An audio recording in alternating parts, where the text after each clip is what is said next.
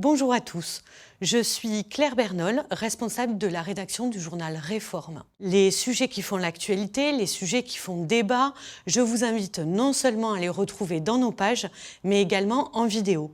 Chaque fois que nous le pourrons, tout ce qui a suscité vos réactions les plus vives, vos courriers, vos réflexions, nous vous proposons d'en retrouver une forme de prolongation en vidéo. Aujourd'hui, je vous invite à retrouver Jean-Luc Mouton qui a signé dans Réforme un édito consacré à la Convention citoyenne pour le climat.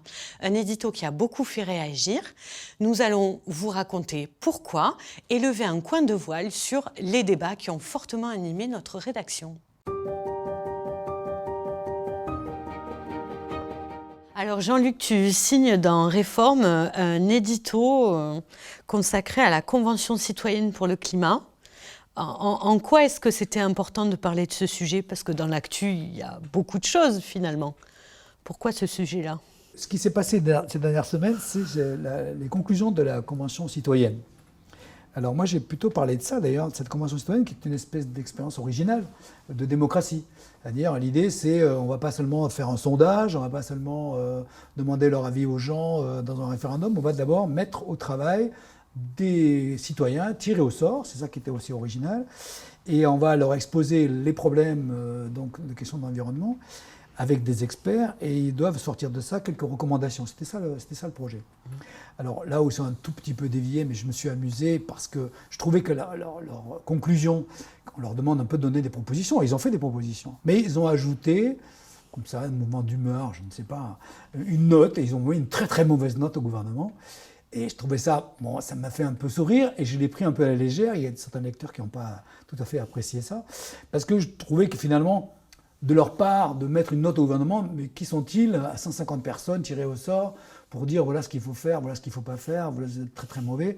Je pense que le problème politique que soulève l'environnement est très complexe parce qu'il met en jeu des contradictions terribles entre des équilibres économiques, ce que la population peut accepter, des questions voilà, de vie, de mode de vie, et puis l'impératif absolument nécessaire de l'environnement où il faut trancher, il faut avancer, il faut modifier nos comportements. Mais il y a tellement de données opposées, contradictoires. Je me disais que voilà, donner une note et puis dire voilà, vous êtes tous mauvais au gouvernement, bon, je trouve ça un peu facile, ça, je me suis amusé avec ça. Mais ça n'a pas plu à nos lecteurs. C'est 150 amateurs, mais c'est 150 électeurs quand même qui donnent une note. C'est vrai. Mais alors surtout, alors beaucoup de gens ont contesté un peu ce système en disant mais pourquoi on fait ce truc-là, à quoi ça sert, ça n'a pas d'utilité, ça n'a pas de force. Mais c'est une expérience de démocratie participative qui a existé dans d'autres pays et qui n'est pas inintéressante. C'est pas un référendum, c'est pas un sondage, c'est pas une élection législative ni présidentielle ni une élection locale. Mais c'est un essai de faire participer les citoyens à la décision politique. Je trouve que c'est pas mal. Dans la mesure où le président de la République, où le gouvernement s'engage à tenir compte de ces conclusions, c'est très intéressant. Et c'est peut-être là que le bas blesse, dans le fait qu'on tient que le gouvernement a tenu ou pas tant que ça compte des propositions. C'est ça. Alors, on peut dire que Macron, enfin le président Emmanuel Macron, s'est un peu engagé, quoi. Il est un peu dans la... Comme ça, il est un peu, c'est un type qui fait beaucoup d'engagement spontané comme ça. Il donne cette impression parfois d'être un peu de s'envoler, d'avoir des envolées comme ça, parfois génial, parfois bon. Là, il a dit je prendrai tout, sauf qu'il pouvait pas parce qu'il s'est rendu compte au dernier moment que par exemple limiter la circulation sur l'autoroute à 110, déjà qu'on a eu les gilets jaunes pour augmenter le prix du gasoil, il s'est dit ça va exploser. Donc il a dit non, ça je prends pas, ça je prends pas. Il aurait dû dire au départ on va discuter ensemble, se comprend, on se comprend pas. Il a quand même dit qu'on mettrait en discussion au Parlement. Donc toutes ces propositions, il n'a pas dit qu'il prendrait tout, il a dit on mettra en discussion. Mais il a dit qu'il transmettrait tout, qui a provoqué un peu d'ambiguïté, d'où la déception un peu de tous ces gens. Mais ce qu'on peut dire, il y a une autre limite qu'ont relevé des lecteurs et qui me paraît juste, c'est qu'effectivement, ces gens, au départ, n'avaient pas franchement d'opinion. Ils arrivaient assez neutres face à un problème enfin neutre, plus ou moins. Tout le monde est au courant qu'il y a un problème avec le réchauffement climatique, il faut changer de mode de vie. Bon, mais on leur a mis devant le nez des experts, des gens qui sont venus leur raconter, faire un peu un bilan de ce qui se passe et leur donner un peu des visions et des perspectives. Donc là, on peut discuter. Qui a choisi ces experts? Pourquoi cela et pas d'autres? Est-ce qu'il y a eu des débats contradictoires? Tout ça, on ne sait pas trop. On sait que la présidente Toubiana, c'est elle qui a un peu organisé tout ça. C'est une femme remarquable et le sujet était bien traité. Mais voilà, certains peuvent dire, oui, mais est-ce qu'ils ont fait tout le tour des problèmes? Est-ce qu'ils ont abordé telle question économique? Est-ce qu'ils ont plutôt abordé des questions que environnementales? On ne sait pas trop comment ils ont travaillé. Et on peut contester, voilà, il y a des gens qui ont contesté l'idée que finalement les experts ont tout piloté et c'est les experts qui ont donné en fait les conclusions. Je reviens à ce que tu as évoqué il y a un instant, à savoir l'initiative qu'a pris le gouvernement, qui est quand même assez rare pour être soulignée. Le fait que si le gouvernement n'a pas repris toutes les propositions, au moins Macron les a-t-il toutes présentées? Est-ce que quand même tu crains pas qu'on te taxe d'être un petit peu complaisant à l'égard du pouvoir quand tu analyses les choses de cette façon? Je ne sais pas, je crois pas. Moi, je me mets, enfin, je ne sais pas de complaisant ou pas complaisant auquel pouvoir. Il faut se mettre, enfin, moi, je me mets toujours à la place, comme citoyen, de ceux qui ont leurs responsabilités.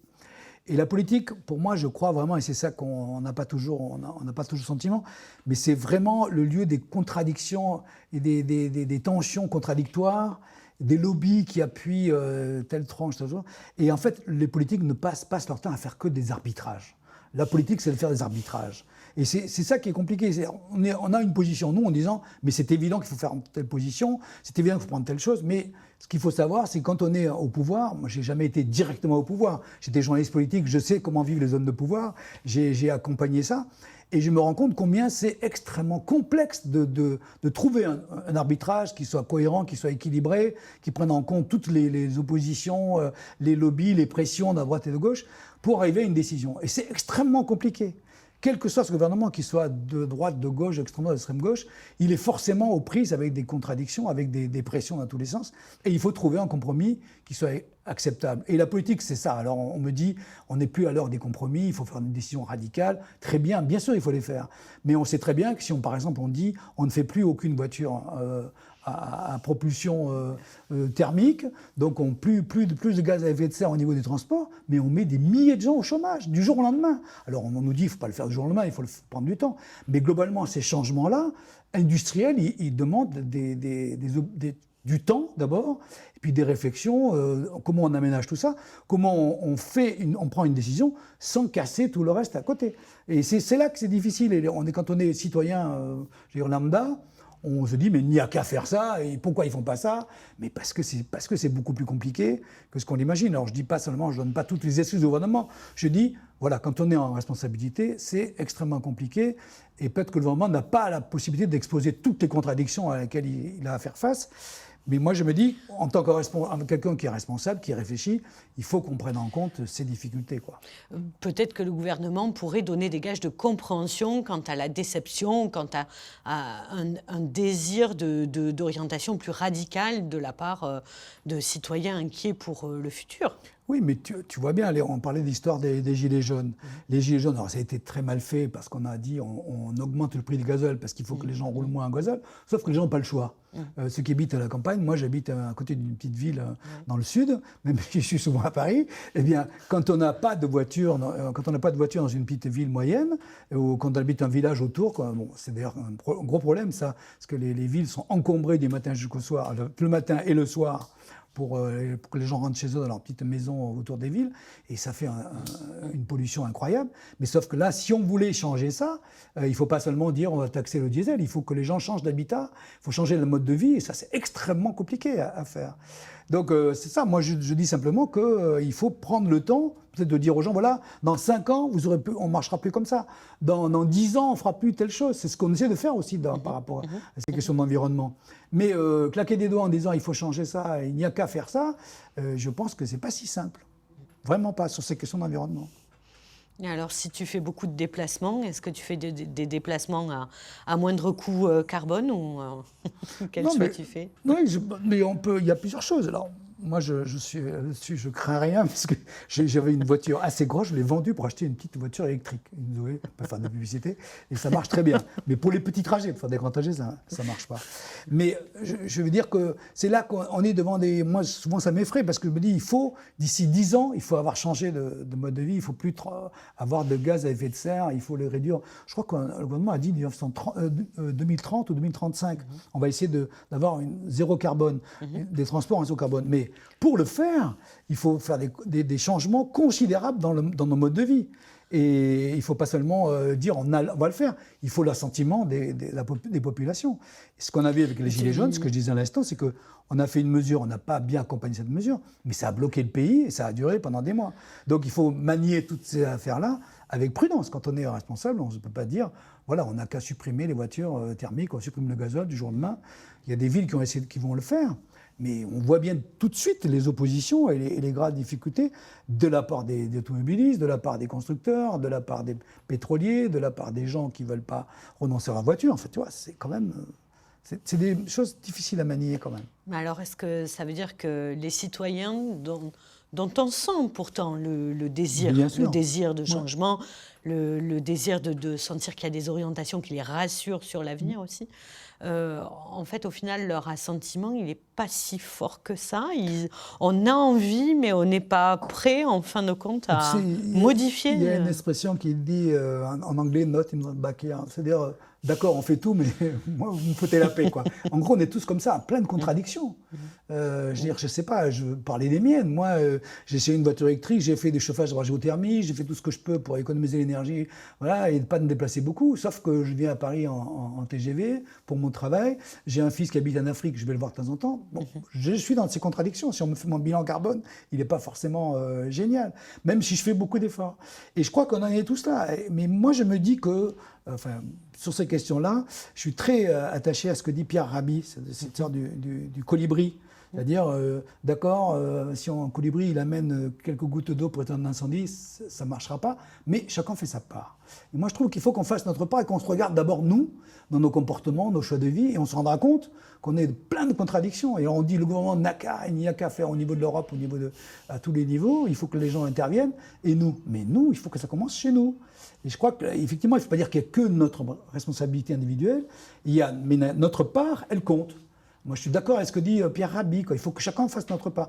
Et quand il faut qu'on fasse notre part et qu'on demande au gouvernement de faire sa part et qu'on demande aussi aux institutions internationales parce que l'environnement, la pollution, c'est de le ressort de la grande région européenne, mais c'est aussi le ressort du monde entier. Les accords de Paris, dans ce sens-là, sont très importants. Donc, il y a à la fois le niveau local et c'est pour ça qu'il y a un travail à faire sur nous, sur notre propre comportement, mais il n'y a pas que le niveau de la France. Là, c'est là que la Convention citoyenne, ils sont gentils, on ne peut pas prendre des mesures tout seul. Prenons la 4G. Si on dit, nous, la 5G, on arrête, nous, la 5G, et tout le monde fait la 5G, on va avoir l'air de quoi ? On va avoir 10 ans de retard dans le développement économique de notre pays. C'est là que c'est pas simple. Donc, une décision comme ça, si on dit on ne prend pas la 5G, il faut que ce soit au niveau de l'Europe qu'on le fasse. Et est-ce que l'Europe va le dire ? Et est-ce que l'Europe va dire, écoutez, les Chinois vont nous déborder, est-ce qu'il faut accepter ça ?